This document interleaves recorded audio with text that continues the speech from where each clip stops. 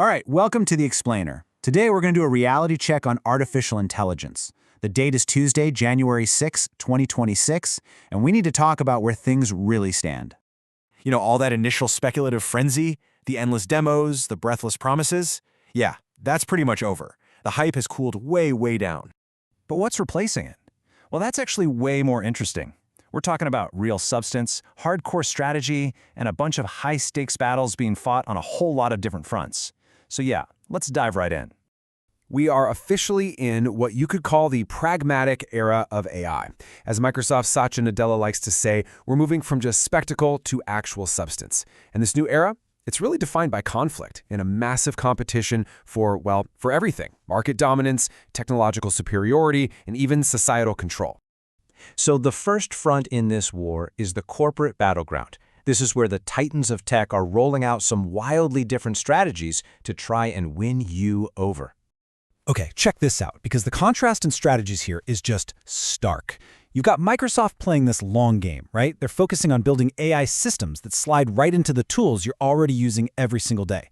For them, a win looks like Copilot becoming so essential you can't imagine your workday without it. Then you have Google, and they're basically fighting a war on every single front at the same time. They're trying to reinforce every single layer of their AI empire, from launching these super fast models to make image generation cheaper, all the way to literally buying up energy companies to power their massive data centers. It's a completely different approach. And this difference in thinking really highlights a philosophical divide between the two top AI labs. On one side, you've got OpenAI, and they are betting everything on just overwhelming scale. I mean, they're committing a mind-boggling amount of money just to build bigger and bigger models. But then you have Anthropic, and they're all about efficiency. Their co-founder, Daniela Amadei, basically argues that the real advantage is going to come from capability per dollar. In other words, smarter science and better data will win this marathon, not just brute force. And the stakes here? They're absolutely astronomical. You've got analysts at places like Wedbush and Wells Fargo saying Microsoft's systems strategy is so solid it could push the company to a $5 trillion valuation this year. So this isn't just about cool new tech, right? This is about fundamentally reshaping the entire global economy. All right, let's shift gears to the next front, the war of ideas. This is where the really fundamental debates about how you should build intelligent systems are happening. And believe me, the decisions made here are going to define the next decade of tech. So the new hotness is agentic AI. And you need to forget about chatbots that just talk. These are AIs that are doers. So for example, imagine telling your AI, hey, plan my weekend trip to the mountains. An agentic AI wouldn't just spit out some ideas. No, it would actually check your calendar, find the best flight and hotel deals, book them for you, reserve a rental car, and then drop the whole itinerary right into your calendar. All of that without you lifting a finger. That's the dream anyway. But, and this is a big but, there's a huge debate about how we actually get to these truly intelligent agents. LeCun, who's basically one of the godfathers of deep learning, has thrown a grenade into the conversation. He's argued that the large language models that power today's chatbots are, and I quote, a dead end. He thinks we need to move on to something he calls world models, systems that actually understand cause and effect, not just spotting patterns in text. And this debate, it goes all the way down to the nuts and bolts, the infrastructure. On one side, you have the hyperscalers, the Googles and Microsofts of the world, with their massive globe-spanning data centers. They're just building bigger and bigger facilities, totally convinced that centralized power is the only way forward. But then, on the other side, you've got this really compelling counterargument from researchers who are saying, hey, hold on. We can run powerful AI locally, right on our own machines, and that could preserve our privacy and cut our reliance on these massive, power-hungry data centers. So as all this tech races ahead, it's inevitably crashing into society.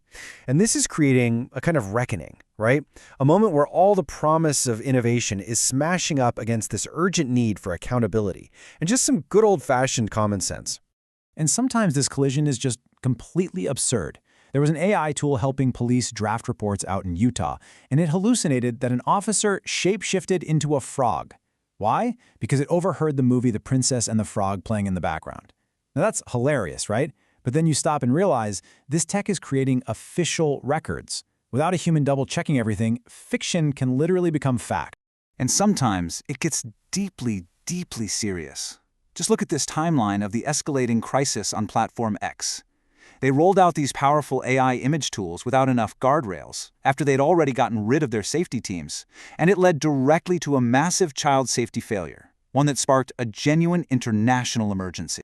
So what's the upshot of all this? Well, the crucial point is that regulators are finally stepping in. The whole black box era where we just had to take the AI's word for it, that's coming to an end. We've got new global standards, led by things like the EU AI Act, and they're demanding that AI systems explain their reasoning, especially when they're making decisions that affect our lives, our health, and, our money. So, why should you care about all this? Why does any of it matter to you? Because these huge battles over strategy and technology, they aren't happening in some far-off lab. They are already reshaping your digital life and bringing a whole new set of risks you really need to know about. Yeah, your personal security is right there on the front line. We're seeing new threats pop up that are specifically designed to fool the AI assistants we're all starting to use. You've got invisible prompt injection that can turn your email summarizer into a phishing tool. You've got slop squatting, which tricks AI coding assistants into recommending malware. And look, these aren't just some theoretical risks down the road. These are active threats right now in 2026. And all of this brings us to the final, and maybe the most critical question for 2026. As we start handing over more and more of our tasks to these autonomous AI agents, letting them book our travel, manage our inboxes, we have to stop and ask ourselves, who is really making the decisions here? When an AI acts on your behalf, who is truly in control? And that, right there, is your AI reality check.